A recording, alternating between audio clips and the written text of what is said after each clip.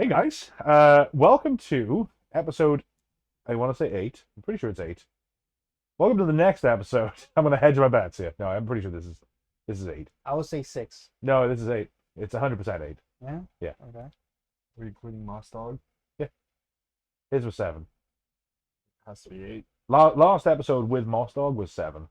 Because I remember the joke, it was at the start of it, we said, welcome to episode 7, we've made it. Oh yeah. So, Now we really made it. now we've made it past the hump. So much so that we thought, hey, you know who'd be a cool person to bring on? A random person Yeah, from the street. just grab a random person off the street. No. So we thought, you know who'd be cool to have on is one of our friends. They weren't available, so Raul's here. Yeah. There you go. I absolutely did not know what I was getting myself into. They just grabbed me in the middle of the street. I don't even know what happened here. Yeah. But yeah, So free. yeah, Yeah. right. You have Yeah. to pay for him. A lot of you that have been hanging around the channel will recognize Raul from Battle Report fame with us on the channel here. Raul is much like myself, a prolific Warhammerer. Likes to build, paint, collect, and play, do the whole thing. That's a good way of putting it. Like I have an addiction problem. Yeah. That's good. We all do. We're varying degrees of honest about it. Yeah. So, but yeah, no, we thought we'd invite Rob. Rob always is here, unfortunately, but no, I'm also here all the time. We thought we'd invite Raul on, because I feel like he has, while he and I have a similar approach to a lot of things, I feel like we also differ in a lot of our approaches to things, hobby-wise. So, first segment that we have always started off with, though, and I know yours is pretty big this week, is what hobbying have you gotten done this week? So we'll start with you, seeing as you're here. I have done the Screaming Bell. That's pretty good. I have done the Sentinel first Cathay, and I have done the Gnawholes. And I'm about to finish the Stormcast Eternals. I forgot what the guy with the griffin is for Warrior Chamber. He's holding a griffin, or he has a token for a griffin. He's holding a sword in one hand and has a mace on the other. And he has a beard. Oh, the Lord Imperatant? I think so. He has like a Griffhound cape. He's the new one that came in the box. No, he's a Warrior Chamber guy. Yeah, is he from the Dominion set? It sounds like the Lord Imperatant you described him. I forgot his name. Yeah, it sounds like the Lord Imperatant. And I also did an Arcanum. There you go. I'm getting there. I'm getting there. Nice. So Raul and I have a little bit of a bet going on that by the end of the year he can't build and paint everything in his pile of shame. The loser buys the winner the 5th edition launch box when it comes out. So I'm looking forward to my free 5th edition launch box. Yeah, you keep saying that. You keep saying that. The only thing in that pile of shame that I am worrying about is that Everqueen. The Everqueen is the only one that I think it will give me trouble. Yeah. Everything else will be a little bit more of just a slight breeze. Okay. So yeah, we'll see. It'll be interesting to see how that plays out. Hey, you're worrying about the wrong guy. Worry about this guy. I don't have a bet with Rob to do his entire pile of shame by the end of the year. Yeah, That's a bet that I would stake literally my entire existence on. yeah, you win that. You win that 100%. I don't think he's getting. I'm waiting for the question. Ask me what I did for hobbying this week. But before we get to that, I would actually say that it would be an equally safe bet that Rob will not get his pile of shame done by the end of next year. So Rob, what hobby did you get done this week, bud? Rob seems incapable of answering, so I'm going to go ahead and answer for him. All right, I'm done. Oh, nice. Nothing. Very nice. Very nice. And then just to round out what I did, which isn't actually a huge amount. Oh no, that's a lie. Painting, I got some Annihilators painted, started the quest of Soulsworn, started the Reclusians. I built a bunch of stuff this week. Are you gonna run them in different type of armor set, or just Nah. gonna keep one? No, so I think I'm just gonna keep them Hammers of Sigmar color scheme throughout. The Reclusians, yeah. I mean, to be fair, if you look at the lore, all of them have different armor set. Oh, for sure. All the different storm hosts are different. The Ruination Chamber for Hammers of Sigmar is just blue and gold though. So rather than rock the boat and try and change it up a bunch, I'm gonna just Wait, the Ruination is just blue and gold? no the Hammers of Sigmar Ruination Okay. Chamber. Yeah. So like the Celestial Warbringers one is going to be silver and gold, and then the Astral Knights is going to be like white and gold. I So, forgot what was it, but I remember mine. I think was a blue lightning bolt or something along like that. Something along like that because mine was Azure something. mm, Because I saw him in the book and I was like, oh, I want to paint like that, which is all bluish color armor set. yeah, Which I forgot the subfaction or what the hell. that right, was. right. I just like the look now, so I just stuck with it. Very cool. Right over there. Yeah, I think I chose the wrong army when it came to hobbying though. Let's just stick with a gold and blue based army. Yeah, it's tough with the Skaven. Although I will say this, I mean, we did some slap chop on some clan rats, and it's pretty quick. Yeah, yeah. And especially if you're doing brown and red, it's like yeah, brown red, couple of bits of metal on the clan rats, and yeah, Yeah, I gotta take my own advice and just make myself a hobby space.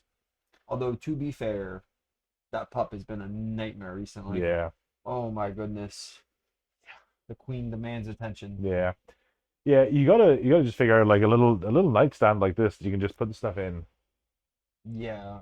I just need also a certain height too, because she is perfect level just to walk over and be like, "What you doing, Rob?" and just knocking everything over with her snoot. Yeah, So I do need to get a little higher, just so she can't reach it. yeah. But yeah, no, it's been really good. We've played also a couple of games in the last I guess week or so, here at the house, which has been kind of neat. Which, according to Moss Dog, we play more than 90% of. Yeah, people, it's so- the Price is Law thing. It's something that I've heard before, but I hadn't like attributed it to Price is Law. But yeah, it's like we definitely are. Like we're playing a lot more games of Age of Sigmar than most people.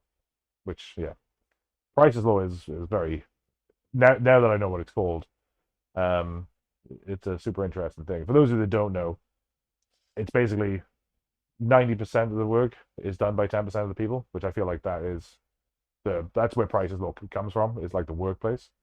So I also think that in terms of wait, 50 or 90? 50. 50 is done by 50 is done by 10. I feel like in terms of understanding the rule set and a little bit more of getting into the game, Age of Sigmar is better than 40k. Oh, hands down. Yeah. Oh, hands down. I think it's weird, right? Because I think that is there's three kinds of people in the world. There's the people that have never played either. There's the people who have played only 40k, and then there's the people that have seen the light that played 40k and then moved over to AOS. Or I guess like a fourth kind of person is the true believer who just went straight to AOS. And I think that there's two further categories. There's like people that play AOS and people that should play AOS. I think yeah. I forget who I was having. It must have been one of you pay that I was having a conversation with the other day, where it's like maybe it was somebody at Phoenix. I don't remember. The gist of the conversation was the vibe of the community for 40k is so different to the vibe of the community for AOS. Yeah, it is. Yeah, it is. You still have salty players no matter where you go, but you're gonna get less salty players when it comes to AOS compared to 40k. Yeah, and I think that Rob's raising his hand over there because the first battle report that we did live, I was so tired. Rob was tired. He'd been at work all day, whatever, and like you're gonna have a day where you just you end up a little salty, and that's fine. That's gonna happen. I feel like there are people in both communities who are like that. It's more prevalent in the 40k community, Yeah. than it is in the AOS community. I think we were talking about that on your when you were streaming yesterday. Yeah. Yep. I don't know why. Maybe it's I think 40k players take themselves a little bit more seriously. Oh, maybe not seriously, but it's like what's the word for it? They're trying harder. They're tryhards. So we could probably go back and scrub the VOD for footage. But yeah, long story short, I think that in AOS, it is a bunch of dudes getting together that enjoy the game, that want to roll some dice together and have some fun. And like, if you win, you win. If you lose, you lose. It is what it is. But in 40K, it feels like at least in our local community, there is a gulf between the casual player, because there's not a very big casual scene down here. In fact, I would go as far as to say as there is very little of a casual scene down here. Mm. And then you have people that are traveling to a tournament. So there's our microcosm down here is bad for tournaments and it's bad for narrative. So we've started building that community. Actually, I was talking to Keegan about this. I think that has something to do with it's basically all they've seen is like quote unquote tournament play. Yeah. Essentially, like how they've got into the community was like they've just seen like tournaments or really less narrative battle reports. You know what I mean? So their Right. exposure to it has always been more of the try hard, more of the Right. meta quote unquote list. You know what I mean? Compared to, I think AOS kind of there's a kind of a D&D vibe going on to it. Yeah. So the narrative game, like I said, it's you can connect to D&D, which is again more of a narrative based game. It's so I think that's Yeah, I think kind of a difference between the two. I think you're onto something there for sure. In any case, being salty is going to happen. I think not this episode, because I think we want to talk about some other stuff here. But I think probably the next episode, or an episode coming soon, we're gonna talk about how to deal with being salty yourself, how to deal with salty people, and then like what's the root cause of all that? Is it just burnout with the hobby? Is it burnout with your army? Burnout and saltiness, I think, is like an episode worth exploring, to where we talk about why does it happen? How do you deal with it yourself? Like if you're there in a game being salty. We've all been there. Yeah. We've all been there. Right. So yeah, that's an episode to come for sure. Because I think that it bears talking about, even though it's not widespread in the community. I think that knowing in yourself ways that you can notice it, deal with it, and get through it is going to be helpful to everybody. One of the things I'm also excited about, and I did a little bit of thinking on this today, is our rules segment. I think that's going to be good. We're going to start that off. It's going to run separate from the podcasts, but we're going to start that off talking about keywords, because we all have to do it to each other. But things like champion, musician, banner, like when we had the battle report on Monday, whatever day that was, when you guys were around, and I forget which one of you it was that were like, "Oh, a banner gives me like +1 to run and charge." I'm like, "No." Oh, yeah, that was me. Was it you? That was me. I'm like, "No. What are you talking about? Have you been playing that this whole time?" Nothing got no. I wouldn't do that. To be fair, I also thought it was +1 to running charts too as That's well. wild. Yeah. No. It has, for the entirety of 4th edition, been +1 to control score. What about third? Was it like that in third? No, 3rd it was different per the unit. So some units it gave you +1 to rally rolls. Some units gave you +1 to this. Some units it gave you something else, or -1 on your battle shock tests or whatever. Yeah, there was a ton of different things. It wasn't a universal keyword like it is now. Oh, now that you're saying that, no, I do realize that there is a difference between 3rd and 4th edition where there is no like battle shot. Oh yeah, no, the 4th edition is way more streamlined. Yeah, Yeah. Because now I'm thinking about it. 3rd edition did have a huge attrition stack with battle shock. where they would run away with it, Yep. and that's actually a big part of it gets in Skaven, where they would just you had the chance where half your army would just Just vanish. after a fight. Yeah, and what was crazy is if you killed a slack handful, D6 more were dying. You know what I mean? Forgot about that. Because it's like you rolled a dice, and then it was the difference between, The bravery, the bravery and what you rolled. characters. Yeah, So like if you were a bravery of, I think Skaven were a bravery of 4. or some it was low. It was really low. So, Yeah, like, you if would you- just lose models. So if you lost 4 clan rats, that meant that at the end of the round you were losing D6 more. Yeah. And then if you lost 10, it meant that you were losing 4 plus D6. Sorry, 6 plus D6. Yeah, I completely forgot about that. Oof. The Skaven. Wait, I don't think in third the Skaven were considered chaos army. Were they? Yeah, they were. They were. Mhm. Yeah. I thought it was destruction. No, Nope. no, they've always been the red-headed stepchild of Uh-huh. Skaven. I mean, of Skaven of chaos. I don't know. There's a lot of things I like about fourth. And what's funny is I remember at the tail end of third. Man, we're on a tangent here, but whatever. Let's explore it. I remember at the tail end of third talking with you and with Mike about something. There was like a rumor of something getting changed in fourth, and Mike was like, "Oh, I don't even know if I'm going to play it." And I was like, "I don't know, man. I think it'll be pretty fun. We'll try it out. And hey, if it sucks, we'll just play third." Yep. And I literally haven't looked back. Yep. No. I think at the start edition we joked around with it playing. So we should play a game of third edition and compare contrast. Maybe that's something we can do on the battle report. Take up the old rules and try. My brain would explode. If I tried to go back now to the third edition, It can't be that bad. you Can't want be you, that you want to go back to weapon ranges and battle shocks? Oh yeah, weapon ranges was a thing. I forgot about that. So if you go back, so here's the thing, right? Just right off the bat, if you want to go back to that, you then go, all right. So are these guys like for the Cruel Boys? Are these guys armed with hackers or are they armed with stickers? And if they're armed with stickers, Yeah. then they can fight in 4 ranks. If they're armed with hackers, they can fight in 2 ranks. I mean, but they think wouldn't have about one it, I guess with clan rats, if they got the spears, they had a worse to hit ratio, but Yeah. they got to fight with more of them. right?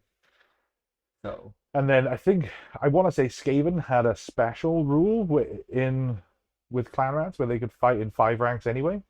And then which General's Handbook are you doing? Are you going all the way back to Galician veterans, which means the people with a bigger than 40 mil base can fight in 2 ranks? Yeah, there's a tool ton of stuff. It's not. no, we I would keep it real simple. Oh no, It would you'd be- have to go back, it- 'cause otherwise it it sucks would as be the vanilla. tail end of third edition. Okay. Like right before fourth, it would be that edition, like right there at the end of it. Okay, well, We would keep it. I'm crazy. I'm not that crazy. yeah, because I don't know. The march of time continues to march on, and I'm fine with not having that.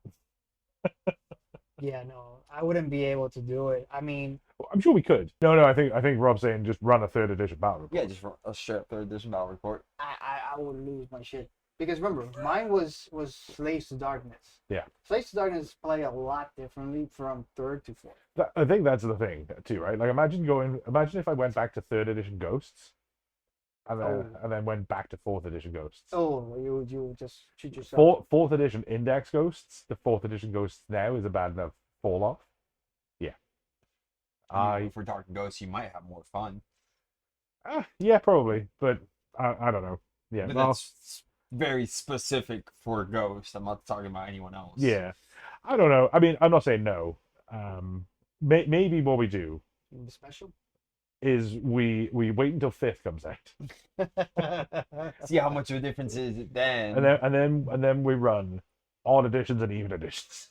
Hey man, I'm fine with that because my box is gonna be free, so If not, it doesn't my box matter is to going to me. be free. So, in fact, we're going to put a poll up on the channel after this video. In fact, by the time this video is up, there will be a poll on the channel.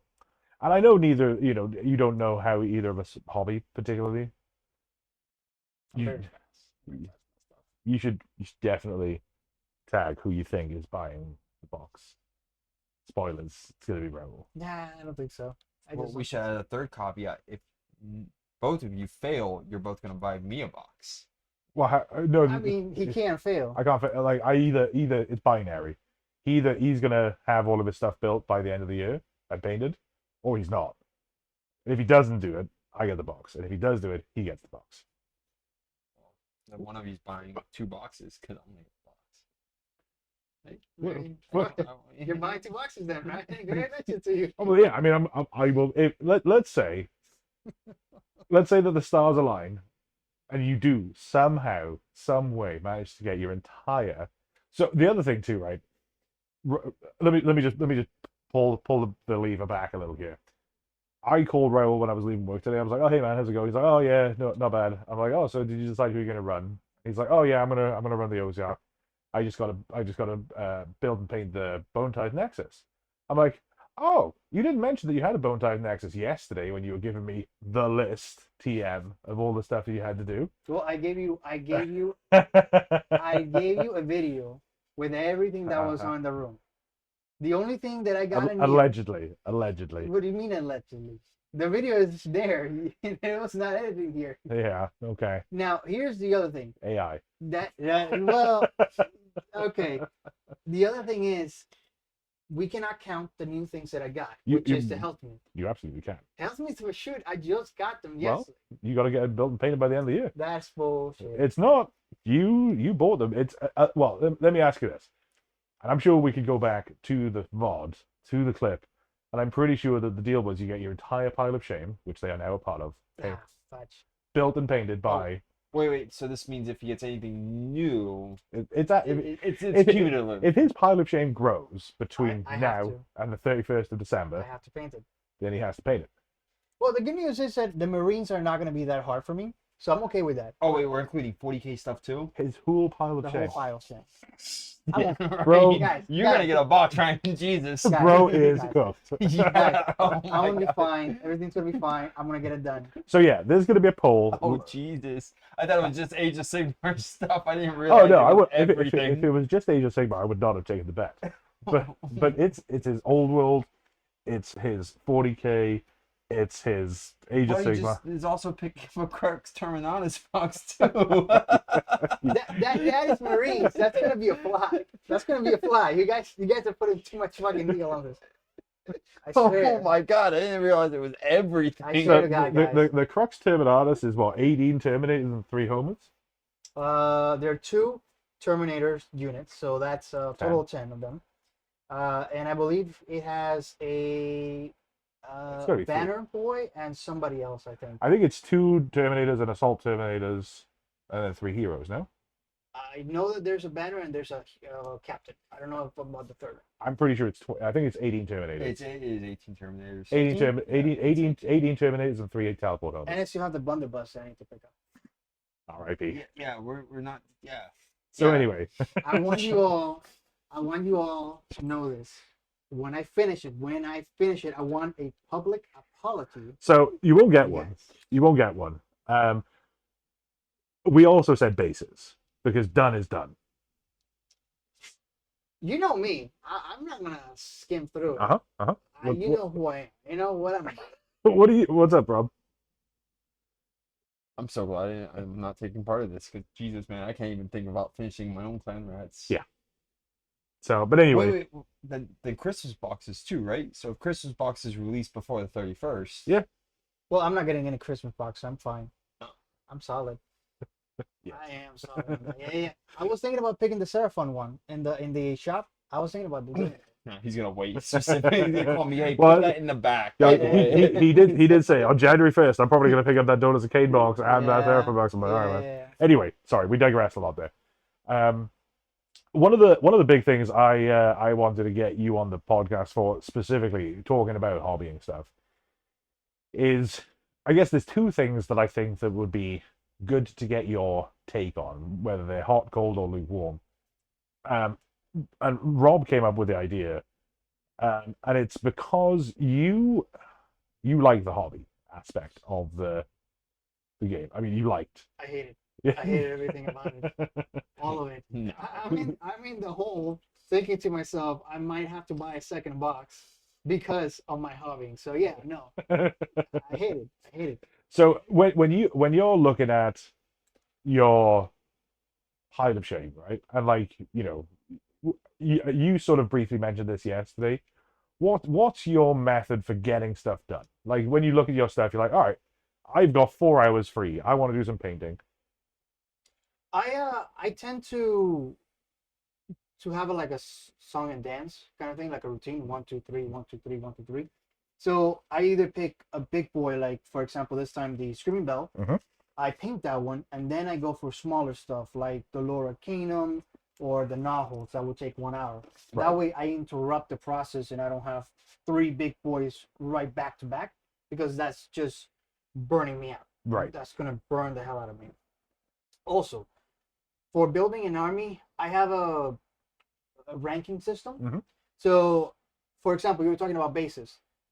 I don't usually do a lot of basing for my boys unless they deserve it. By that I mean, Mm, if you pull something off, for example, like bashing that pull at double sixes on the run, yeah. that will get you for me. Okay, I'm gonna invest more time into painting you a little bit better, Okay. kind of system. Yeah, yeah. So I do the bare minimum for all of my units, and whoever you see on the tabletop, okay, wow, this guy is really, really good painted, but this guys are basic. That's because that character has done something to earn a little more respect from me. Yeah, okay.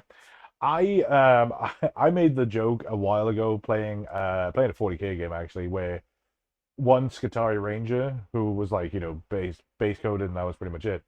Got the killing blow on like a Carnifex, I think, or something. I don't know, big Tyranid. I was like, man, I'm gonna paint the shit out of that guy. Yeah.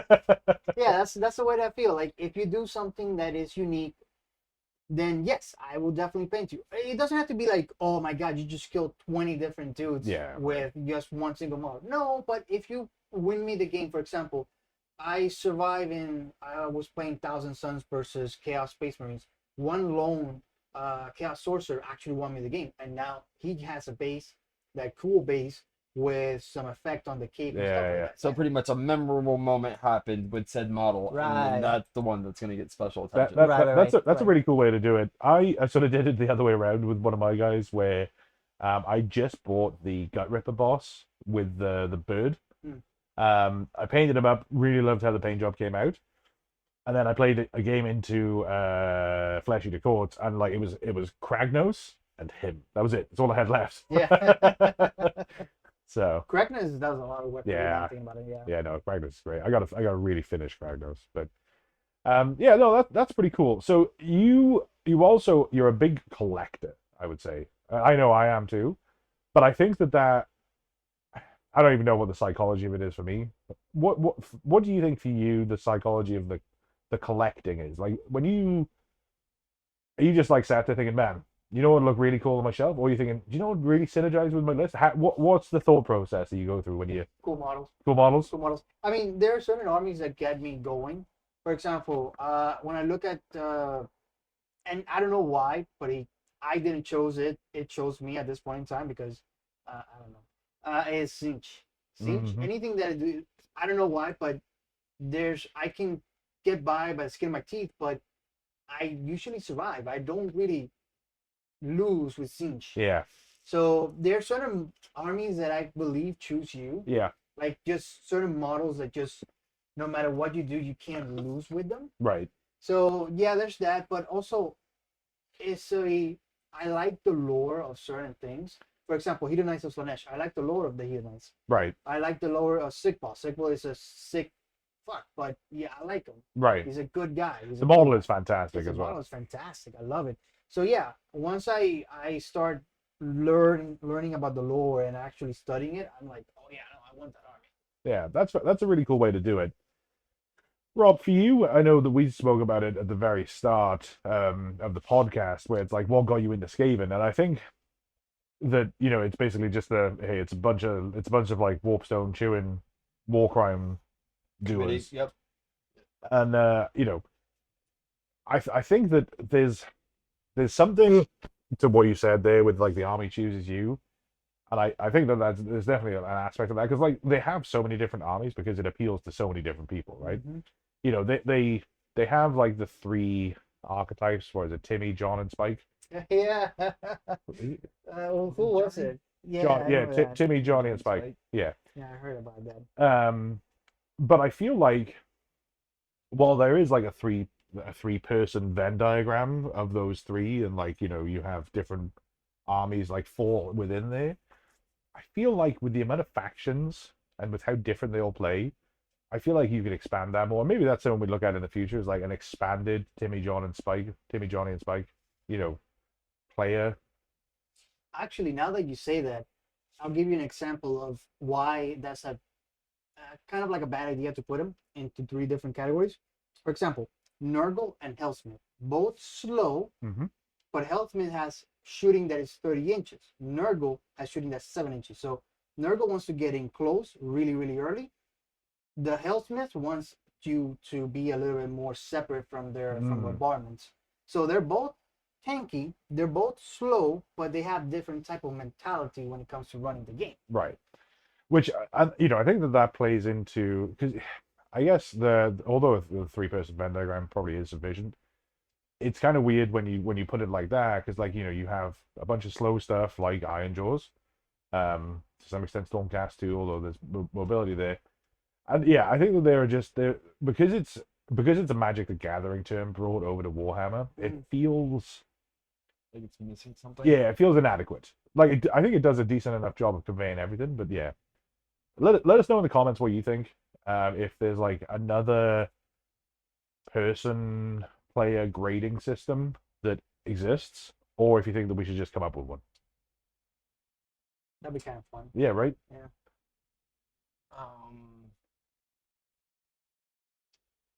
Yeah, I think looks has a big thing to do with it too. Yeah.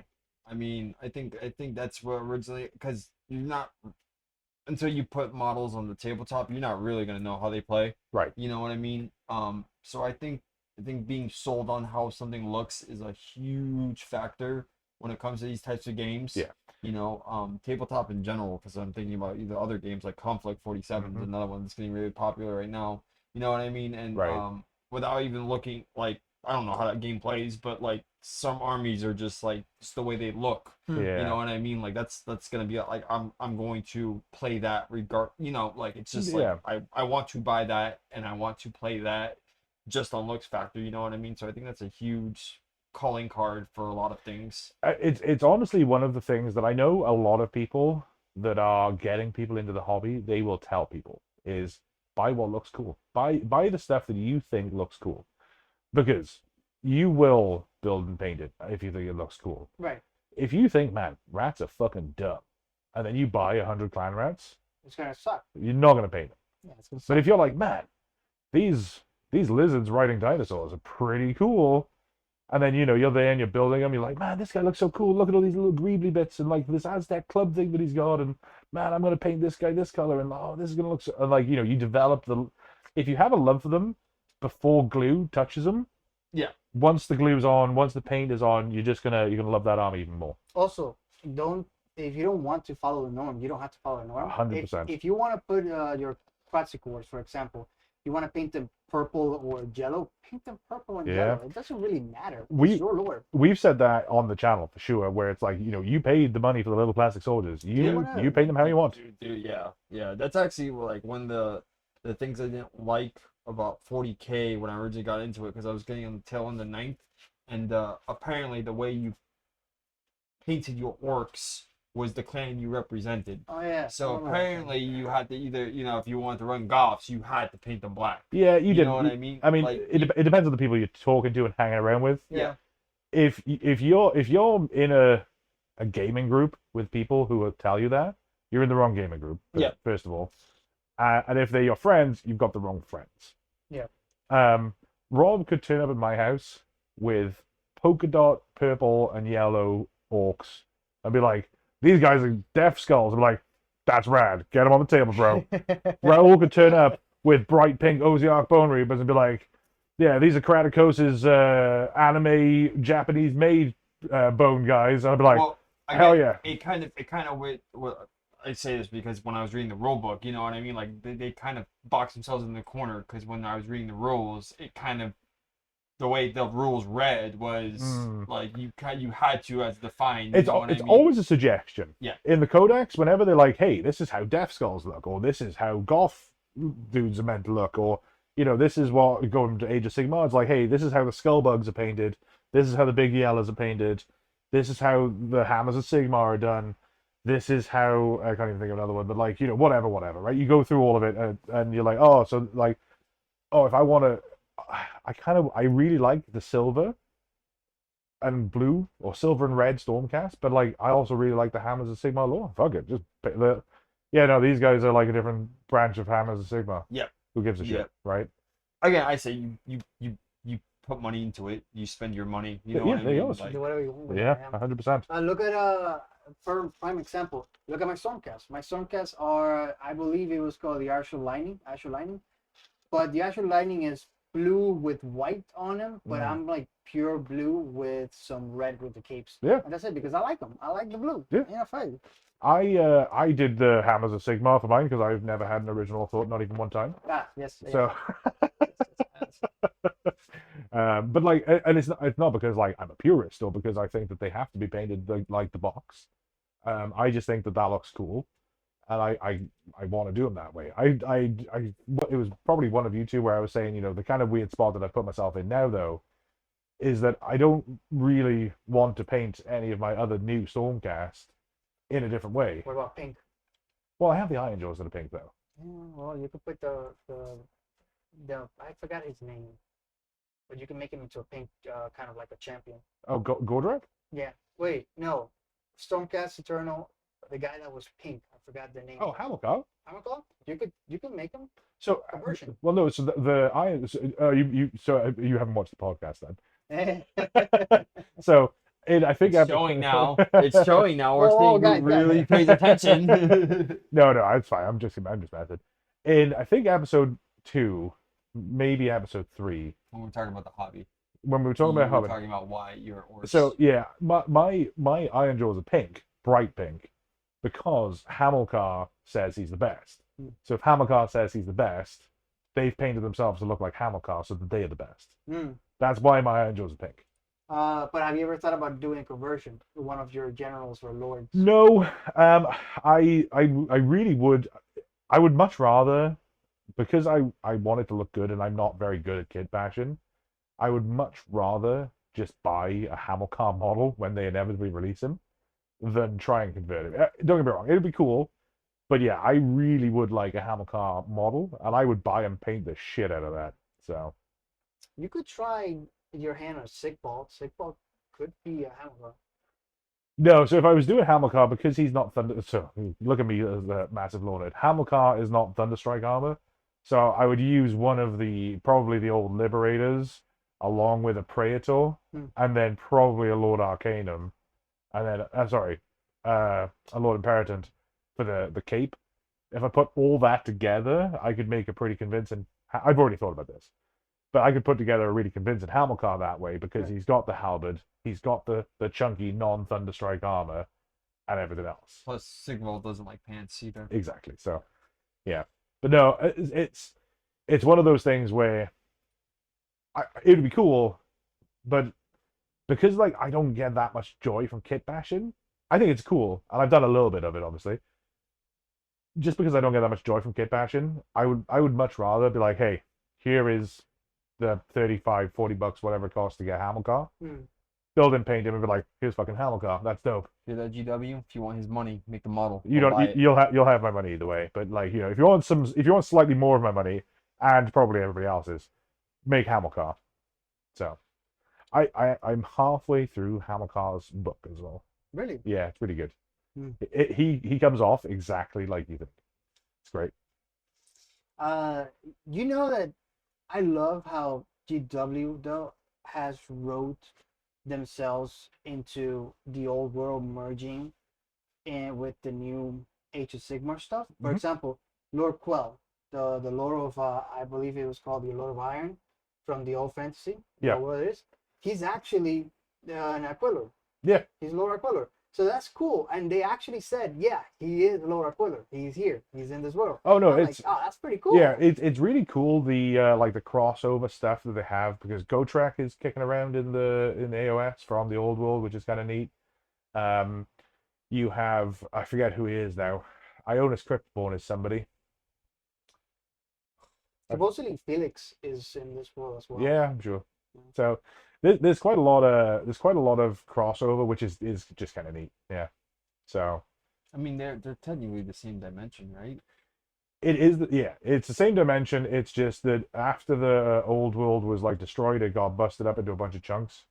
This is like the lore in 5 seconds. It got busted up into a bunch of chunks, which is the different realms, and you can still see chunks of whatever they call it, the old world in the sky as a moon, basically. I love it.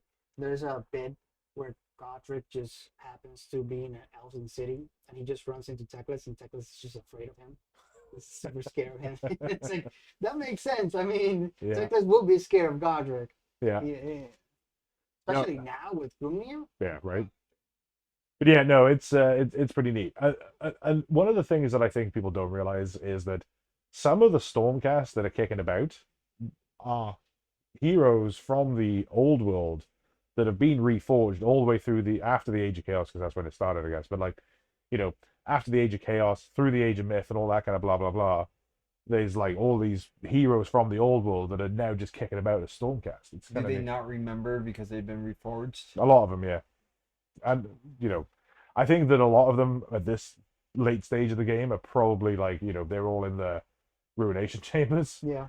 the the old folks home. This is gonna go back to what you were talking about in your stream last night, but I after you saying that, I definitely think the next edition is going to be Stormcast versus Nagash in some way, shape, or form. Yeah. Because he's just pissed at Sigmar. I want those souls.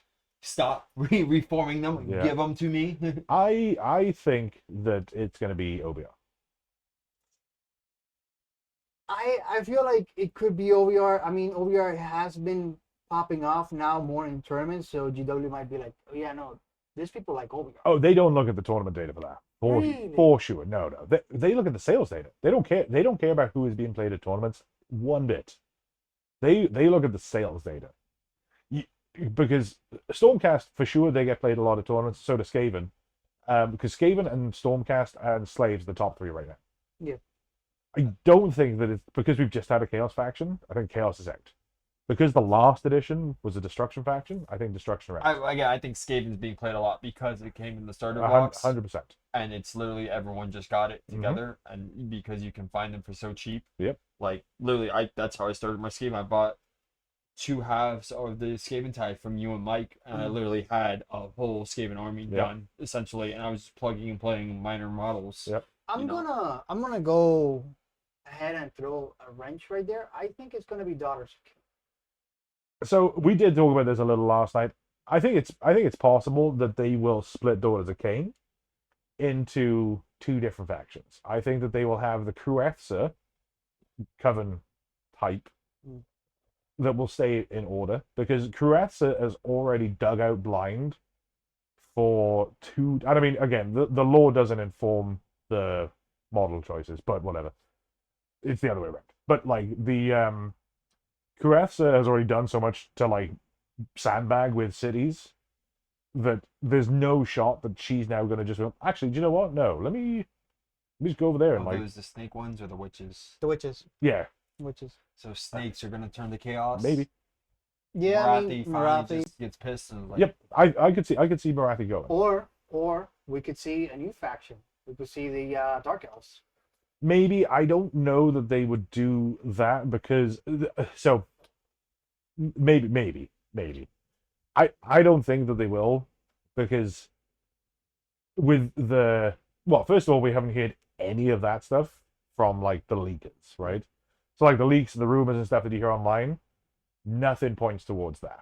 I'm not saying it could never, it's not impossible that they've managed to keep tight-lipped about it. They could pivot to it. Yeah. But, the other thing to remember too is the decisions have already been made.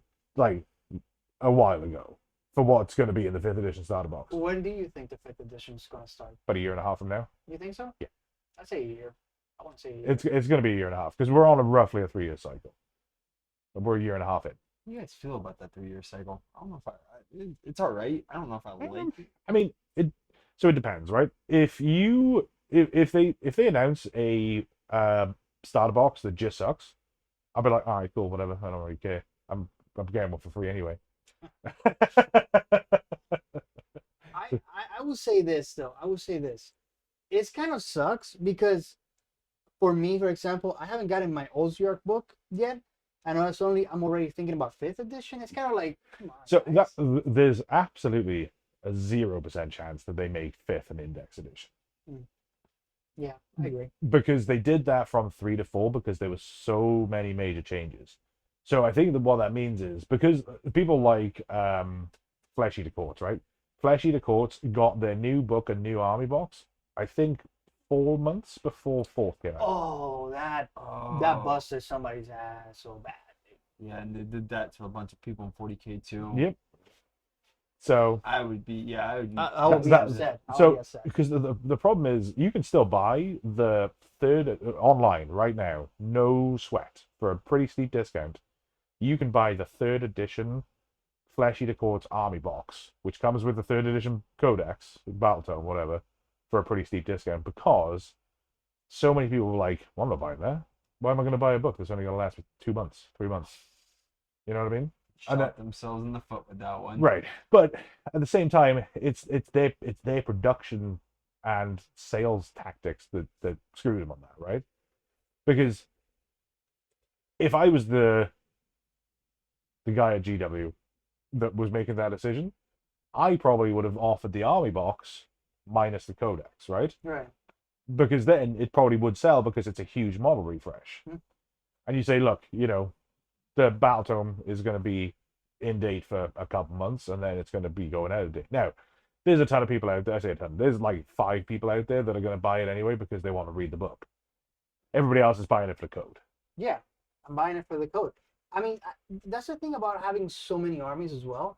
Yeah. I don't have the time to sit around and reading like 7 to 8 different battle tomes. I kind of need to pick up everything really fast. That's one of the things that I hope comes about in the future for the hobby in general is that they get rid of the Battletome system I like and they go to just digital rules. Now, I think the Battletomes are great, and I think that they'll probably keep doing them. I kind of want them to just have like a subscription, or you spend $20 on a digital copy of the book, which goes onto your app. So you go on the app. It has in-app purchases, which is more secure for them from a point of view of piracy, I guess, right? Although it doesn't matter what they do. It's going to be on Warpedia within a week of release. Yeah, Like it doesn't matter how many protections they put in. Yeah. Everything they do is going to go up on Warpedia. Yeah. Which is good for us because It's- not it's- everyone has the Right. ability to buy. And it's like, oh man, I wonder if that new unit's any good. And then you go on Warpedia, and then you're like, oh no, it sucks. Okay, well I'm not. That satisfies my curiosity. Yeah. Or you go on there, and you're like, oh man, that looks amazing. It'd be amazing. In fact, they took out the rules element of the codex and they put in lore and painting tips and tricks, essentially. So it gives you a reason to want to buy the book, like an actual hardcore book for the lore element, and then you get tips and tricks of painting. But you don't have to worry about, like, if they go to what you said with the online rules. If they go down that road, 100% codexes will be gone by 6th edition / 12th edition. 12th and 40k 6th. If they go digital rules only, but you can still buy a book and get digital rules and a book, that I think is the sweet spot. If the digital rules cost way less than the book, it's a win for them because they don't have any publication costs, shipping costs, storage costs, recall costs. The only problem that I see with that is the book's rules change dramatically over time. Correct. Which is why I'm saying I think that they should go down the road of, Yeah, digital. Yeah. and I think that it should be if they want to keep charging $60 for a book, well, we're all idiots. We'll keep paying it. Yeah. But if they charge $30 for the digital rules, we're all idiots. We'll probably still buy that. But if it's just an army that you're like, I don't really care about the Stormcast lore, they're golden boys in armor and that's cool, you're just gonna buy the $30. $30. Yeah. Pretty much 3 orcs sitting around discussing this. Erp, erp, erp. Two So orcs and a rat. there you 2 go. orcs in a row. Sweet, sweet. Yeah. But yeah, so I don't know. It's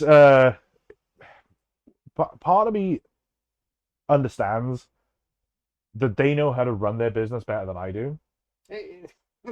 Well, I mean, they're turning a pretty good profit. Yeah. Yeah. well, You know what I mean? they do one thing correctly and everything else is just trash. Well, I mean, they sell Space Marines real good. Yeah. Yeah, they I do. mean, technically, they somehow convinced a bunch of people that plastic is worth Exactly. more than 20 cents that it's on. Exactly, So like, right? Really, more than You're doing something, $5,000 at yeah. this point in time. I'm pretty sure more than $5,000. Oh, so mid 3rd edition, I was at 10. I'm easily at 20 now. Oh shit, Yeah. Rob, I you mean, need to step up. I got the metric for the store, and they told me that I increased from when I started selling Warhammer to now. I think I increased the quote unquote profits by like 5, and I'm not a big Warhammer Oh, seller. dude, that means that I'm most of those because I know Yeah. for a fact that Thousand Suns, maybe not for the store, but everything else has been through the store. Well, hey, if you want Zangor, guess what? I have a 1,000 Suns There you box go. that you Yeah, can there you get. go. Bangles. So this is something that I meant to do like an episode, or at least bring up in an episode. Maybe even do a whole episode on. But I think that this is something that people that are in the hobby don't think about. Right?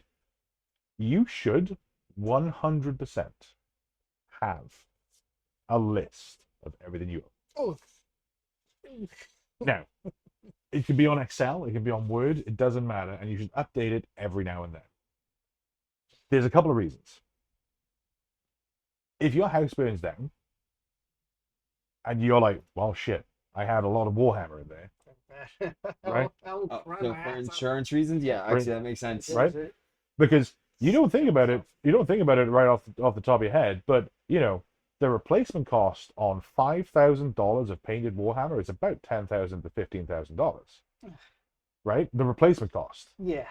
right? Oh, and we do live in a disaster state, guys. So a hurricane comes and takes your roof off. Yeah. So it's something to think about. If you're listening to the podcast right now and you're like, oh yeah, no, I've got like I've got 8,000 points of Blood Angels, I've got like 20,000 points of Imperial Guard. My Age of Sigmar collection is growing because I just finished doing like a bunch of spearheads, and I have like blah blah blah. You're like, oh yeah, no, my Imperial Guard is like 5 Baneblades. Like that's like, you know what I mean? Didn't you lot. have like some Valhalla Yeah. Imperial Guard that got stolen, and then you did the numbers on, and you were like, it was ridiculous to try So to. without going down that and making myself salty, yes. The so a bunch of my stuff got stolen when a long time ago now, but if I wanted to replace all of that today, it's like several $1,000s because it's all out of print stuff. Because it's something like 40 or 50 Valhallans, a Griffin, a Basilisk, like 3 or 4 Lehman Russes, 3 or 4 Chimeras, the Last Chances, and then I had Dogs of War, Mercenaries of Tylea, like I had Rico's Republican Guard, I had the Argatani Fellowship, the Galloping Guns. Going in Oh, there. man, he's naming stuff He's that I've going in never there. seen before in my entire life. I always forget the name of the unit, but the undead unit, which was like, it was some orcs and some other bits and pieces. It was like a mass undead army. That like when they killed enemy units, I didn't have to roll for it. They just pulled them in. So like that unit just kept getting bigger, which is super cool. And then my Tau army, which was fairly small at the time, which was like a couple of hammerheads, a couple of devilfish, some the normal dudes, some stealth suits, blah blah blah, right? So like all of that just went. If you want to make Ryan salty in any of the games that you run with him, talk about the new Stormcast Eternals. So that, yeah, I will die salty about that because the Sacrosanct Chamber, I want them to make a comeback so hard, and I am like huffing copium so much that they're gonna come back in 5th edition with like skinny Sacrosanct that are now all wearing Thunderstrike armor. It could happen, It's not gonna. but it could. It could. That's why I'm huffing the copium. So yeah. So I can tell you actually. Hang on. You guys talk. Well, so because I'm a glutton for punishment, and because I wanted to know exactly how much of a gut punch I got delivered, I actually made, and I do this for all my armies on the app. I made an army that is Stormcast IO, right? So this is currently active, not Legend Stormcast that I own, right? So you can scroll through all this, right, and you can check it out, whatever.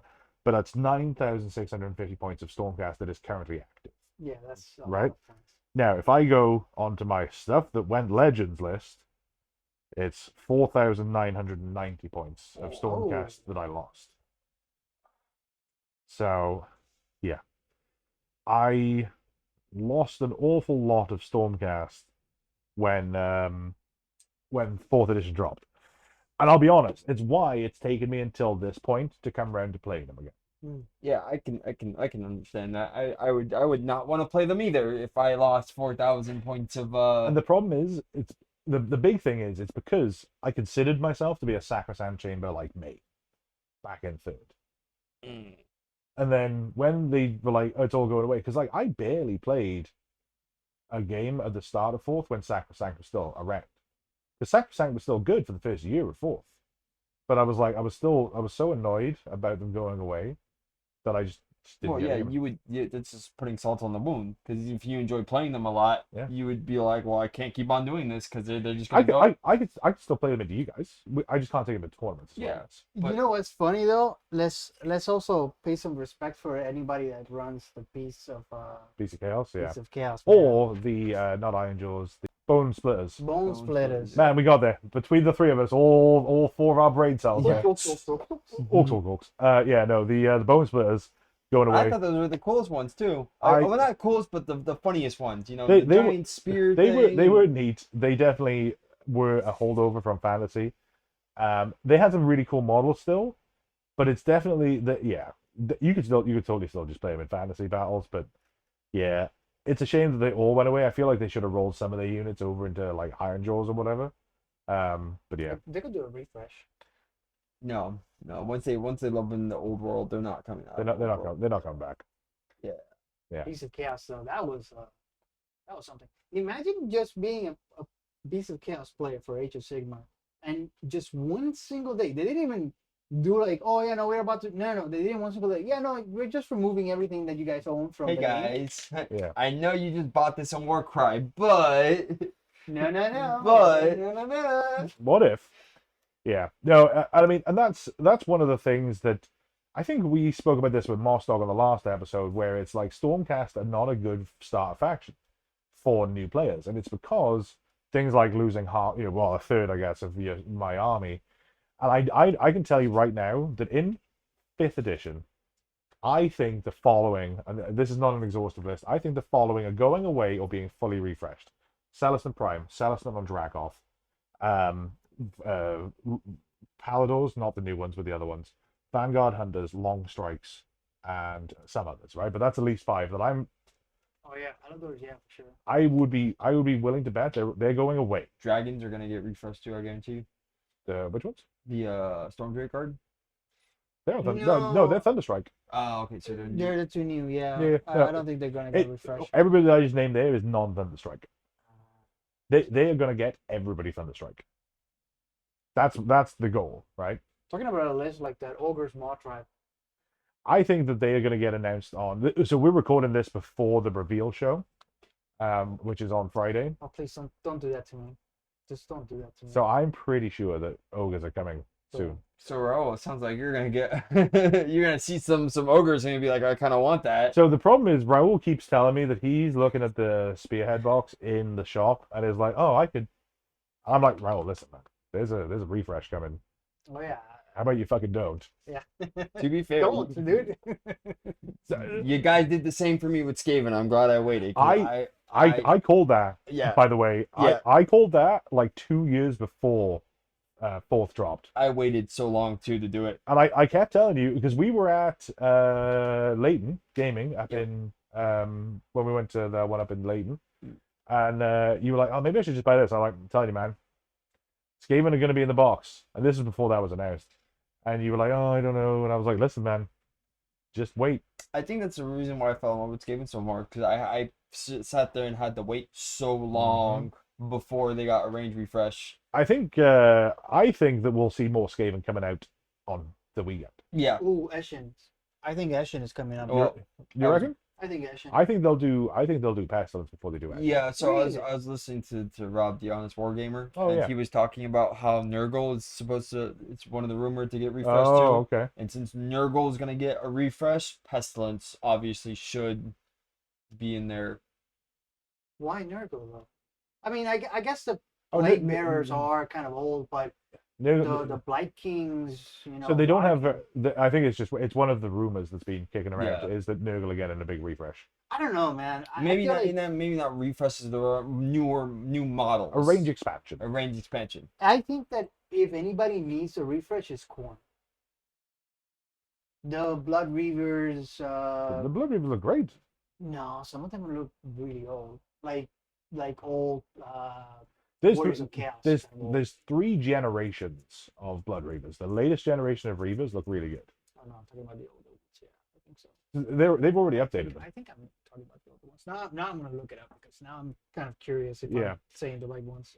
So because they just did a refresh on some of that stuff anyway, because they obviously have the new Deathbringer. They have the Blood Warriors look great. The Deathbringer looks cool. Yeah. The Blood Reavers look great. The Skull Takers look great. The Wrathmongers are derpy and I love them. But yeah, Yeah, Eshin and Pestilence were the only I think two. it's good. I think it's Pestilence. Yeah, because those are the only two that didn't get touched in the new ones, and salty about those sensor bearers because you picked some up for me and they went away. Yeah. So let's talk about that, because I know that that's one of the things that you and I are big on, but Rob is the polar opposite of us. So, Rob, you're a single army guy, right? Like you are the most loyal. But what about Hellsmith? What? He doesn't own any. I No? technically not yet. I still haven't bought that box Yeah. yet. So like, And to be fair, Housemiths I was really picking up mainly for the Regiment of Renown to put into my Skaven list. so yeah, Rob is a single. Like he has one army for 40K. He has one army for AOS. Well, technically, it's not a whole lot, but technically I do own dragons. Oh, from that's right. Stormcast, Yeah. But I got those because we were going up to Leighton, Yeah, and I yeah. wanted to get into a tournament. I didn't get them for the love of. Yeah. I saw dragons. I like dragons, but Right. I didn't see those, and I was like, I want to play that. Right. And none of this matters, because like if you wanna buy a painted army, buy a painted army. But like you also didn't hobby the army at all. You just bought it for No. the- Again, because like it needed. We thought that it needed to be painted too. Yeah. We didn't, but at the time we thought so. Right. It was there. But yeah. So what do you see as the benefit to being a one army guy? Rules comprehension is like the easiest for me. It's like I don't have to wrap my head around 50 different things. Yeah. It's simple. I mean, in terms of hobbying too, again, I'm not the biggest hobbyer either. So when it comes to painting and all that, my mind is not in 50 different places at once. See, I almost feel like that would be a disadvantage. And I'm sure Raul and I will talk about this too, but I feel like if I've painted like, 20 Stormcasts, and I'm like, man, I am fucking bored of gold. I can go to paint some Cruel Boys or some whatever. I can just paint something completely different. And I guess you can in Skaven too, because there's enough difference between different units. I think Skaven kind of cheats a little bit too because there's so many different things in the range Yeah. compared to like Stormcast where most of the things are just gold, and Everything's the blue, same. or Everything's- silver. Yeah. You know what I mean? Like even clan rats, each clan rat can look so different from the next clan rat. Yeah, Compared to Liberators, which everybody's the same. they all look almost exactly the same. Yeah. You know what I mean? So Skaven, I think, is also kind of cheating. And I mean, it's very different painting a unit of Giselle as a painting on Brood Terror. Oh, yeah, that's true. Yeah. That's true.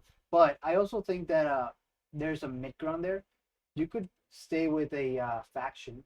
For example, you could be, because each of the factions, no, sorry, each of the alliance has so many factions that you could go Daughters of Cain, Hedonites of Slanesh, Ideneth of Deepkin, Lumineth Realm Lords, Shadows of Sigmar. So if you want to stay and be loyal to one alliance, you can do so. Oh yeah, 100%. Yeah, you can definitely do that, and I think that I think that so this is a weird take because it's not true for a lot, but it's true for some. Is that I feel like a lot of people that I know, whether it's online or I've met at different hobby stores, whatever, right? I know that a lot of people feel like it's the right thing to do is to have one from each Grand Alliance. Mm-hmm. But I feel like you could do exactly what you just said and pick up, if you picked up Git's Iron Jaws, Uruks, yeah, that's Iron Jaws. If you picked up the four destruction armies, Oh, so Gargants, Ogres, Orcs, Goblins, thanks Brain. All four of those play wildly different to each other, with the exception of maybe Iron Jaws and Ogres. All four of them play completely differently, right? if you picked up, say, Iron Jaws and let's say Fire Slayers, they probably play fairly similarly in that, although the Fire Slayers don't have reverse, whatever. The point I'm making is you can play within the same alliance and have completely different play styles with some similarities. And if you go to the different alliances, I feel like you can basically accidentally almost pick up the same army twice. Yeah, that's true. You could reskin an army and be like, oh wait, shit, this is just I think they kind of designed it like that, to be honest with you. Yeah, they did. Because it's like video games where some people, no matter what you do, if you play video games, you always be the quote unquote good guy. Right. Not only that, but another take, role-playing game. You have the DPS, you have the healer, you have the tank, and pretty much you have 3 different tanks, you have 3 different healers, and you have 5 to 6 different DPS classes. Yeah. And that could be Alliance Death has this, and Right, Alliance Healers have this. Talking of RPGs and stuff like that, one thing I'm really excited for on Friday, I'm going to play Soulbound. I'm starting a new game of that with one of the guys from Phoenix. Mm. I'm really excited for. I'm gonna play a Stormcast, so that's exciting. Wait, Soulbound? The RPG. But I thought that Soulbound was. Wait, isn't that the new one that just came out with the Knight of Cyprus and the? No, that's something else. The Dark Water or something like that. Oh. Soulbound is the Cubicle 7, basically D&D Age of Sigmar game. No, I didn't know about that one. That's the thing I asked you about. Hmm. But yeah, it's going to be a lot of fun. I'm really excited about it. I've never played that system, but it doesn't play like D&D. It doesn't play like Warhammer Fantasy Battles RPG, whatever that was called. Warhammer Fantasy, maybe, whatever. Because you don't start off as like a level 1 hero struggling to survive. You are a named Stormcast hero that can go onto a battlefield and murk basically everybody, which is going to be neat. Actually, now that you say that, I forgot to tell you guys. Do you know that I actually saw a what's the book that they release occasionally? Games Workshop release White Dwarf? White Dwarf. I saw the first edition and second edition of White Dwarf for sale. Oh, no way. Yeah. How much were they? The first edition, I believe, was rounding up to 1,000. Ooh. And the second edition was about 800. That's a lot of models. So Troll Trader. yeah. So I used to when I was a kid, I had a stack of White Dwarfs that were like this big, and I read them. I read so many of them because in the 90s they were great because they had like battle reports and they had like really thematic battle reports in there as well. Like some of the ones that bear in mind, I read this like 28, 9, 30 years ago. Some of this stuff I read 30 years ago and I remember it today, right? Mm. And it was like the Battle of Orcs Drift. So like Rorke's Drift, I'm sure you've all seen Zulu, right? Like they had the Praetorian Guard versus orcs attacking them as if it was like that movie Zulu, right? Mm-hmm. And like even to where they have like named individual infantry characters from the squads that when they die they go into the hospital, and then when they're in the hospital they've got like special rules that the hospital can attack out and all this kind of stuff, and they keep repelling and like all that kind of like that was amazing. I love that. Anyway, sorry. You went on a rant. I was transported back. But that was before the internet, so like I can see why that was popular before the age of the internet, where you could just. That makes me feel old as fuck, by the way. You are kind of. I am kind of old, yeah. So yeah, but I mean, it was really fun. I just recently, actually, within like the last couple of weeks, restarted a White Dwarf subscription. Did you? I did. Yeah. And do you know what? I might have said it. I've definitely said this on stream. I might have said it on channel too. I think I finally found a Tau color scheme that I like. Oh. Did the White Dwarf? I was flicking through it. And I was like, oh shit. But you gotta tell us which White Dwarf. I didn't mean to. I don't mean to do this to you, but by contract. I should have said this way earlier, but by contract, the store has to get White Dwarves. I could 100%. I'd rather just get one delivered to my house because it comes with like the full art covers as well. Oh, okay, yeah, I don't have that. Yeah. So Because one of the things that I always talked about, we'll talk about this, then we'll probably wrap up. One of the things I always wanted to do with my white dwarfs, but I could never find the time, is I wanted to scrapbook it. Well, not scrapbook it, but collage it, right? I wanted to buy like a huge, like wall-sized poster thing, go through the white dwarfs and like cut out cool pictures and, cut out whatever, and then put it all on the poster, and then put it up on my wall. That's pretty cool. So that's what I'm going to do with this one, is I'm going to do some of the, oh, there it is, yeah, £1,200 for White Dwarf Episode 1. So £1,200 is about, It's a heavy book. yeah, £1,200 has got to be about $1,800. Have you seen how much the Guardsman's inspirational primer is, by the way? No. So you can buy the Imperial Guardsman Imperial primer. If you look it up while you got your phone out there, so it's literally, it's a full print book of the book that every Imperial Guardsman is given, that gives them all the information that the Imperial. Oh yeah, the wanted out. propaganda one where it's like orcs aren't that tough. Yeah, and, like, orcs have like weak bones. Yeah. And the Eldar are stupid, and whatever. But like the actual book is like, I want to say it's like $1,500. That's still a lot of models. Oh, I could get it for 215. There you go. Buy it now. But yeah, it's definitely a fun time to be collecting white dwarfs again. I feel like it's a different magazine than I remember, right? Like, when I was a kid and reading it, it was like it wouldn't last a month. I would in fact, it might even be out here. Oh, the hell is the Mordians? Oh, now that you say that about redacted, did you know that in the Space Marine Codex, right? Not on the new one of the older one, I think it was in 5th edition, there was a Lego Space Marine color one. Oh yeah. Yeah, it was different, like color ones. Like Oh yeah, red yeah. with yellow. Yeah. And they are like redacted or anything along like that. Yeah, at the that's bottom. there's that's second edition. I know exactly Yeah. I know exactly the thing you mean. Anyway, let's get off 40k and let's drag this Man, I episode. do like this rust It color. looks really Oh good. my doesn't god. Still work though. That'll work. I'm willing to put it in. Yeah, well, good luck with that, yeah. Yeah. But yeah, I mean, I have to get it done by next year, so we'll see. He'll buy you a 5th edition box if you can finish it next Yeah, year.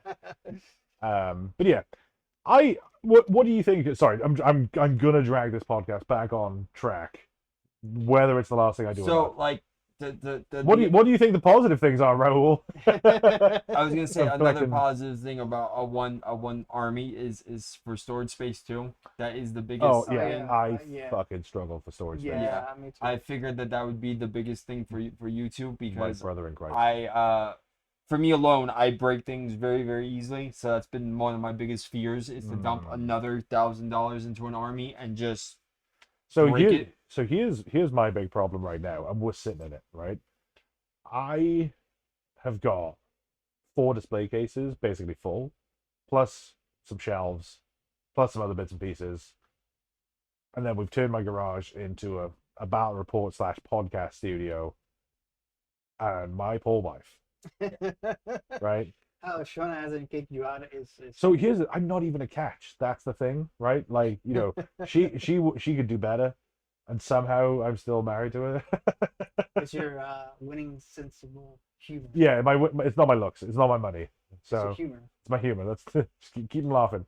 But yeah, so like my big problem for storage is you're 100% right, and like that's why I messaged Rob this week, and I was like, "Hey man, you got to get your Skaven the fuck out of my house." understood. The moment you mentioned it, that was a oh yeah, my bad, because I know how cramped it is, and that is the one thing I will like. That's why I brought it up. Like it's something that you don't even think about when you start playing the game. Is that these are all individual little models. They're going to take up space. I really would like it at some point in the future if I had behind us here. There's shelves. It'd be neat to have like armies on those shelves, because it's not just the models. It's all the terrain. It's all the books. It's all the boxes of stuff that's yet to be built. The paint. The paint area. all that kind of stuff. The airbrush, the brush in general. Right. So yeah, storage is definitely big. Yeah. So yeah, that is one of the big things that keeps me from expanding my collection to multiple armies. Is something that I just have to remind myself. I barely have the space for my Skaven, you know. Yeah. So I thinking. mean, dude, now you say that. Now you say the Skavens. I was putting up the. Well, so okay, so I have in my room, right? I have the table with the paint and stuff like that, but I also have in my closet is a big closet, which has rows, right? And I put the Warhammer figurines in the rows. Skavens are on the top on my left hand side. I was looking at it. I was climbing up the stairs for it, and I was thinking to myself, I don't have the space to put the knobs. That's my problem. So what happened was in the garage out here, I had my Stormcast army, my Cruel Boys army, a good chunk of my Skaven, a good chunk of Rob's Skaven, and the Knotholes, and the Endless Spells, and right. And I was like, right, I got to put all this stuff away. And then I was putting the Skaven up on the shelf, and I'm like, all right. I mean, between Vizig and Screech, they're taking up like half the shelf themselves. And then I've got the Endless Spells. And then on top of that, there's like, I think I have 60 Clan Rats built. And then I have like 20 Plague Monks built and whatever else. And I'm like, man, I just don't have the space for all this. And then, on that same shelf, on the shelf below it, I have 5,000 points of Sacrosanct Chamber, which I don't know what to do with now. You know what I mean? It's like, where do I put all this stuff? So Yeah. Yeah. let's talk about a positive real quick before I enter Oh God, please. enter a negative spiral there. What do you think is one of the positives for you, Raul, where you're with collecting more than one army at a time? I have a lot of diversity. I can play any style that I choose. For example, I could go with fast and furious like the Hedonize, but I could do a little bit of a slower pace now with the Healthsmith and some of the other units. For example, the Ozark are not really all that fast. They're very slow, except for the The Morghast? monsters. The Yeah. monsters are fast. I mean, they're 12 inches, but everybody else is very slow. Catacross is only a 4-inch one, Yeah. so it's going to be slow. So yeah, I think the diversity, you could actually play a lot more, Yeah. but it depends if you're trying to, because like I said before, if you're getting alliance only, alliance death, alliance order, or anybody, you're gonna be able to play different styles, Hmm. even if you choose only one alliance. I think so. Yeah. So you do have I the think choice. that's gonna go into our not to be salty thing. That's gonna go in there is that not to be that helps for burnout. I think so. That was gonna. I have 2 points. First of all, from a hobby standpoint, we already kind of talked about it, where it's like I could just if I'm like, man, I want to paint any more ghouls today. I want to paint something easy. I'm gonna pick up a Liberator and just slap some gold at him and be done, right? But then I think the other thing is, man, and I think now I think you found a list that works. I think it's gonna be different. But like I was at sort of an opposite place to where you were with Skaven the other day, right? Where it's like, you came around, you weren't really feeling it, and like, I'd be like, hey, want to play Warhammer? You're like, yeah, sure. And I didn't know because it was by text. I didn't know that you were like, oh, I don't really want to. Yeah. All that kind of stuff, right? I didn't know either. So I did. Yeah. And then you turn up and you're not in the right mindset for it. And then you don't have a good time because like, the rolls are not going your way. You're like, you're annoyed at yourself for making little mistakes and all this kind of stuff. But then you get burned out with the army because you're like, man, I have been banging my dick against this same wall for 20 games now, and I don't feel like I'm making any traction. Yep. Then you're like, all right, well, screw it. I'm gonna put Skaven aside for now, and then I'm gonna run Hellsmiths for a while, and I'm gonna figure them out, right? And then you're like, oh, well, actually, now that I've played Hellsmiths, it kind of gives me an idea Yeah, of for this. next, Right. Essentially, yeah, that is the positive. Is it's being able to step away from something, playing something else to give you an idea of what you were banging your head against the wall with. Right. I also think I said banging your dick, just to be clear. I'm a little bit more PG oriented. Say it right, say it wrong. What one of the things that I think is another positive with having, sorry, I keep touching you. I keep doing this. I do it to Rob all the time as well. I'm a toucher. One of the things that I think is a huge positive is it gives you such a broad base of knowledge, right? I might not know off the top of my head exactly how every army plays that I paint, play, and collect, right? But if you're like, oh hey, you do Sylvaneth, right? Like, what do you think about insert unit here? I've read enough about them, and I build, paint, and play and collect them all. So like I'm like, oh yeah, no, this, that, and the next thing.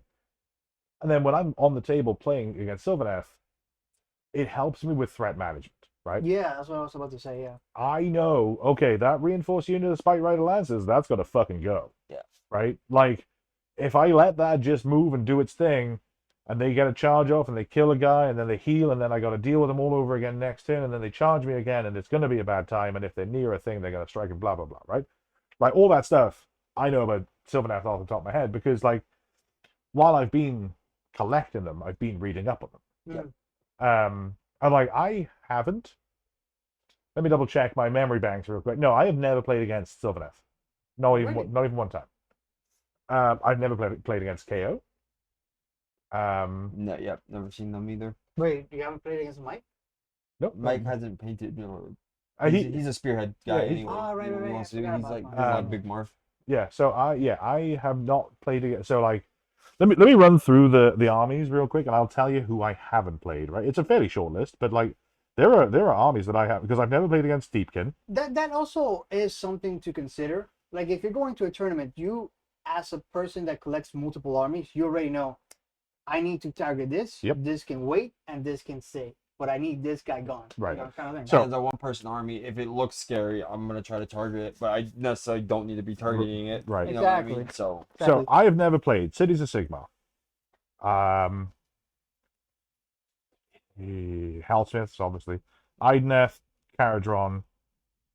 Wait. You didn't take on the guy in last tournament? no, that was me. That was you? That was me. Dude, that guy was good. Yeah, he was. He was really Um, good. which guy? Sorry. The one playing Deepkin. Oh yeah. He was good. He was really. I've good. never played against ogres. I've never played against Seraphon.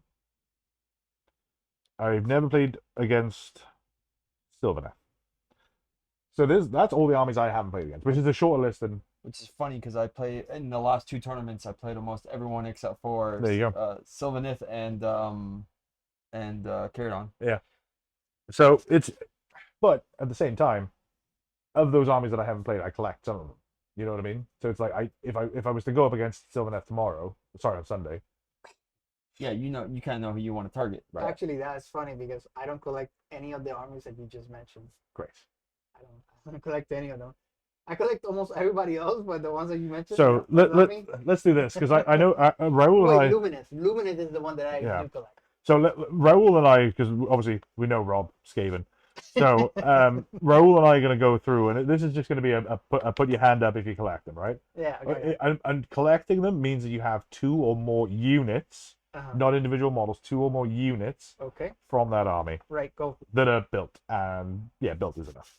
So Blades of Corn, Okay. Yeah. right? Cities of Sigmar, and then Daughters of Cain, Zinch, Flesh Eater Courts, Fire Slayers, Gits, Slanesh, Hellsmiths, Deepkin, KO, Lumineth, Maggotkin, Nighthaunt, Ogres, Oryx, Oziark, Seraphon, Skaven, Slaves, Sons of Bahamut, Soulblight, Stormcast, Sylvaneth. Yeah. I saw his hand almost go up when he said ogre, so I think he I- might it was tempted. It was like not yet. I was thinking about throwing my hand up when you said Daughters of Cain. I was like, I'm gonna. Also thinking got about it. it. Not there yet, but I'm working on it. Yeah. No, so it's one of those things where I think that if you are going to be a multi-army player, you're going to be a multi-army player, not just 2. Yeah. It's rare, I think, that people have an alt army and a main army. I think that people will have that notionally, but they'll collect like 8. it's like a snowball thing. Yeah. It just goes up. And you'll be thinking in your head, you'll be like, oh man, I think I'm going to start a Gits army. And then, you'll go onto eBay and you'll find some cheap. And then you'll go on the Facebook Marketplace and you'll find some cheap. And then you're in the game store and you're like, oh, hey, they have a Loon Shrine. I never see those. And then you're going to pick that up. And then you're like, wait, I have like 4,000 points of Gits? When did that happen? Yeah, I know, right? Didn't that happen to Charles? So He started playing and then ended up with 3 armies. Charles had 3 armies within a month.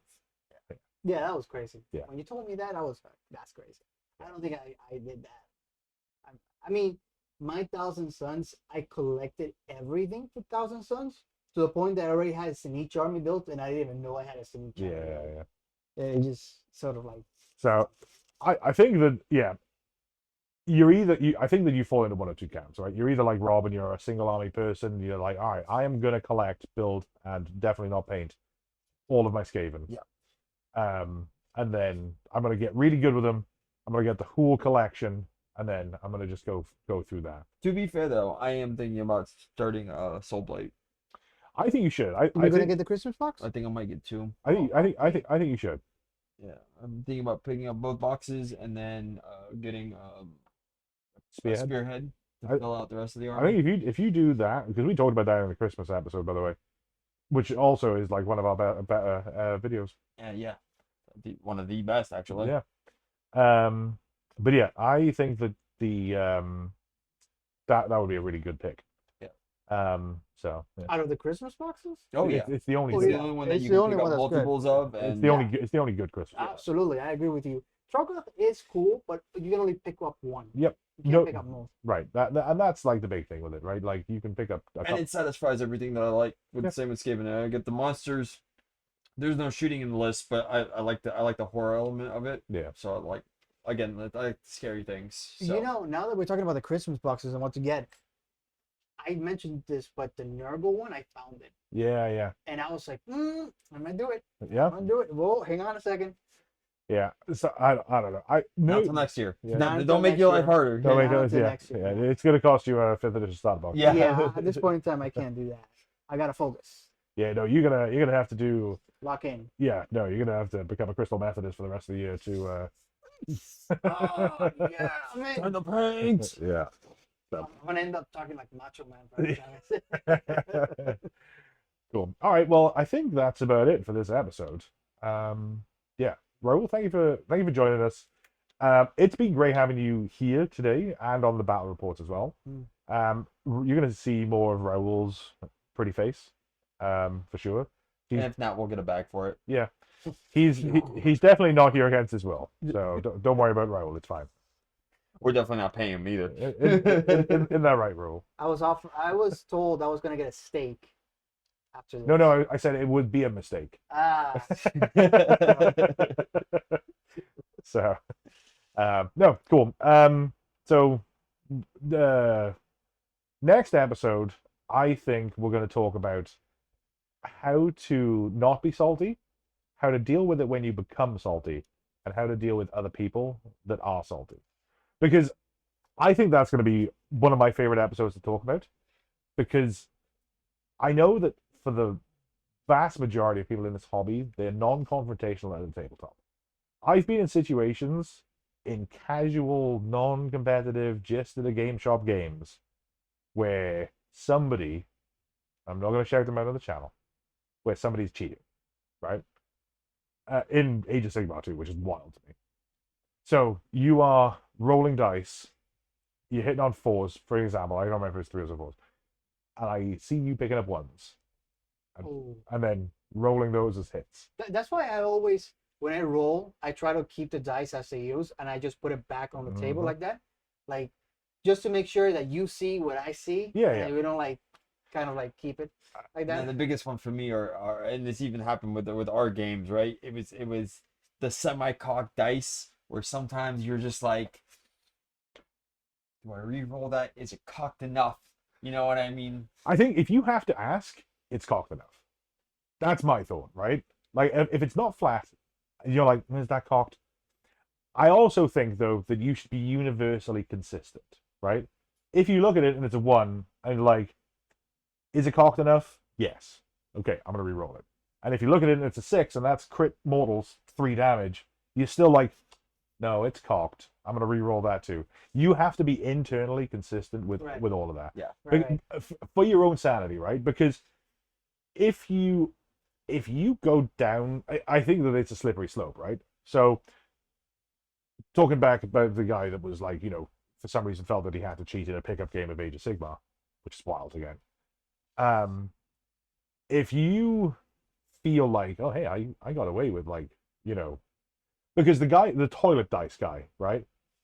He didn't wake up that morning and think, man, I wonder if I bought some weighted dice. You know what I mean? there were a lot of steps before he got to buying weighted dice. The guy that what did the other guy do? Oh, there's the he ended up with the Hellbrute somehow. Right, Ended up on the tabletop. Exactly right. Like the guy that like snuck a Hellbrute into his list. Like he didn't wake up that day and think, man, I wonder if I could get away with like just putting a whole ass Hellbrute in my list. You know what I mean? Like he was there building his list, and he was like, oh, I wonder if I could get away with that. And then like he got away with something, and then something else, and then he was like, I think I'll just try it. I'll just try and get away with it. And then there was the other one that I was thinking of as well. What was that Tau player guy? Forget his name. It doesn't matter what his name was. His name Brian. His name's Brian.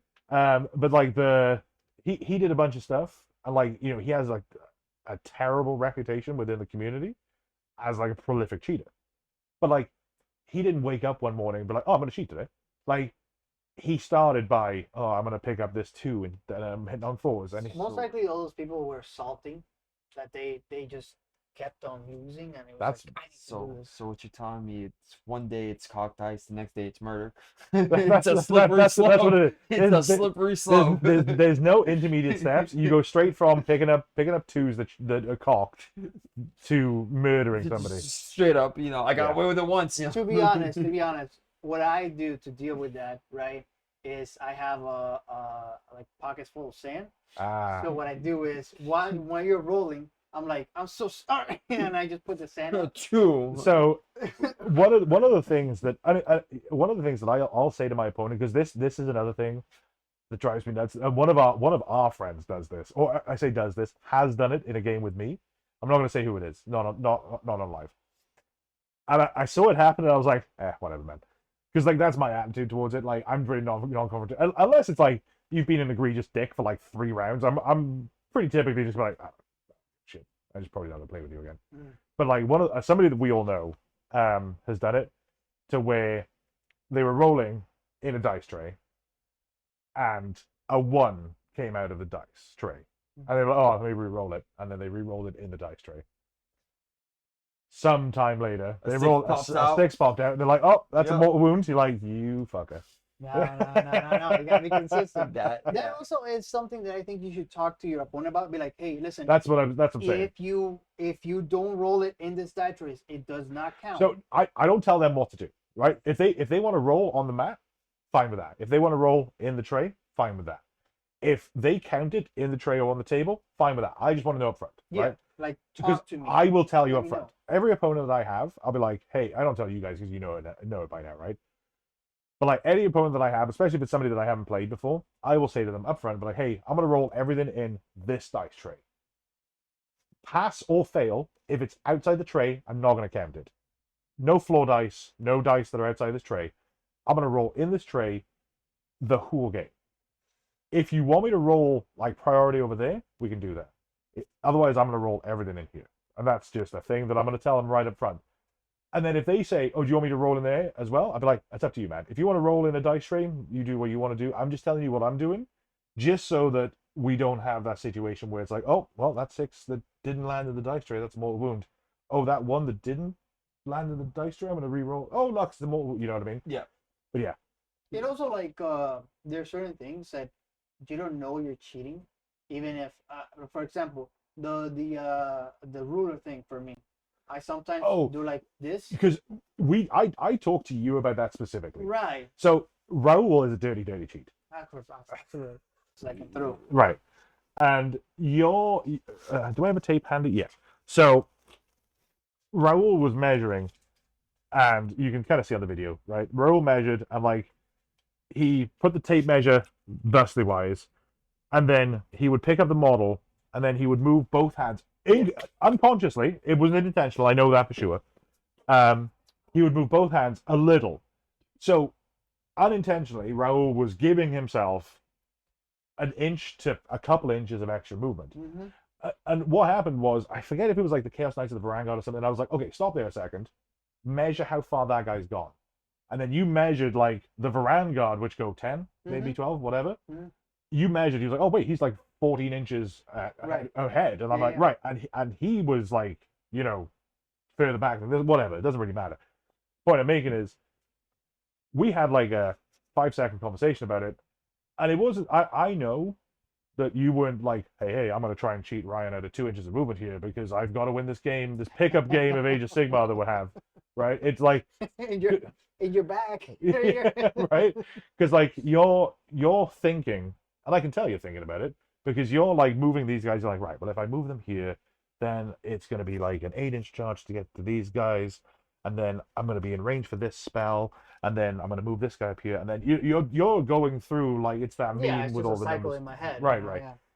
Yeah. And it was one of those things that I just meant. I was saying to you, oh, hey, so just be kind of careful with your measurements because for us right now, it doesn't really matter, right? Like, obviously, I want you to not move like 28 inches with your 8-inch movement cavalry. Right. That'd be great, please. Mm. But at the same time, it's like, if you move your front guy up 5 inches, I don't expect you to get the tape measure out for every one of your guys individually and move them 5 inches exactly. It's like, all right, front guy, next guy, and then I'm just going to move the ranks up and then whatever. Mm. Cool. But like, that's something that you just have a quick word with your opponent. I'd be like, oh, hey, sorry, would you mind being like a little more careful with your measurements because it looks like you might have over moved there a little. Oh yeah, Yeah. my big one is back to front with the bottle base. Oh yeah, Yeah, where I accidentally measured from the tip of it and then I moved it back. yeah. Remember? You I've done that. Yeah, I've done that a few times. you use the old dick measurements. Yeah. Hey man, I swear to God, it was still only 3 inches. you got to get the angle in there to get the actual length. Yeah. It's curved just slightly, you Yeah, know. yeah. It adds to the Yeah, no, value of it. that's yeah, no, with the 45-degree bend. Yeah. Yeah, no, but again, I think that when we talk about that although we've talked about most of it here, when we talk about a lot of that kind of stuff in the being salty episode, because I think that it covers a broad range of sins, right? You have when you're salty, when they're salty, when they're cheating, and then when you think they're cheating. So yeah, that's And also how to respond when someone tells you that you're doing something wrong, because that follows with being salty. yeah, 100%. Like if you, because in fact you picked me up on something on I think it was the battle report where you were salty actually, was the priest bucks thing, where I cast a prayer with some banked points, and because I very rarely use wizards, I thought, oh, I just count this. I've used 4 of my priest bucks. I'm going to count that down to 2 from 6. And you're like, oh, that's what do you go down to 2 for? I'm like, oh, because it's like it goes off on a whatever. And you're like, oh no, I think they just go away. And I was like, oh shit, really? So then I looked it up. I'm like, oh shit, they do. And to Okay. be fair, I wasn't trying to be salty. I just used Physics so much. Right, no, Yeah, that's yeah. what I didn't think you were being salty about it. Like that was just one of those things where you run priests. Yeah. So that was the first time I think I'd run a priest. Yeah, no. This edition. Yeah, 100%. It's just like one of those things where Yeah. like, I just done it so many times that I just remembered Right. and I made the mistake of using priest box Right. like that. And the thing is, like, I know that because you didn't come across salty when you said it, but even if you had, I know that you wouldn't have been thinking, oh, well, Ryan's trying to cheat me out of 2 priest bucks here. Yeah. Right? Because like, who gives a shit? Yeah. In a tournament, maybe it matters if you're like on if you're currently 4 or 3-0, 4-0 going into round 5, and like your opponent's trying to pull shit like that, they ought to know better for a start. But also like then it sort of matters because like you're playing at the highest level that this Yeah. game offers. But again, they should know better, whatever. But yeah, it's definitely one of those things that I think the more you play, the more you'll pick stuff like that up. And I think that it's fostering the attitude in new players and people that don't play as often, that are not necessarily new, but just don't play as often. It's fostering the attitude in people like that you don't react poorly to corrections. You just say, oh, that's awesome, man. I didn't realize it worked like that. Yeah. Thanks for clearing that up. I just tell people meet me in the parking lot. Yeah, just like put on your corn knuckle dust and be like, let's go. Let's go. Do it again and then we're gonna take a finger. Yeah. Yakuza style. Charles said something hilarious, which was he's definitely joking, I think. We think. No, he's definitely joking. Where it was like he's gonna learn how to do like close up magic so he can do Nagash's Hand of Death and always win. Because that's one of those things. Is like if you're a magician, like you do close up magic, and you can do like disappearing dice like that, like you can palm a dice, that would be fucking hilarious. You're like, oh no, why do you always play Nagash? You seem to love him so much. It's like, I don't know, man. His hand of death just always seems to go off for me. Yeah. Like, So your character's dead. so my answer to that is definitely going to be like when Charles and I do that, I'm going to play with my. I'm going to make Charles play with my command point dice. Which has. Hey guys. Guys, thank you so much for hanging out with us. We've had a good time with Raul. Hopefully you have too. We'll see you more on the channel, for sure. Yeah, no, it's gonna be fun. Look out for new battle report dropping soon. Look out for the poll on who you think is going to be buying who a 5th edition starter box when it drops. I know I'm gonna be underdog, but I'm pretty sure. Well, okay, sure. I've said what I said. Yeah. Okay. But yeah, guys, thanks so much for hanging out, and we'll see you in the next one.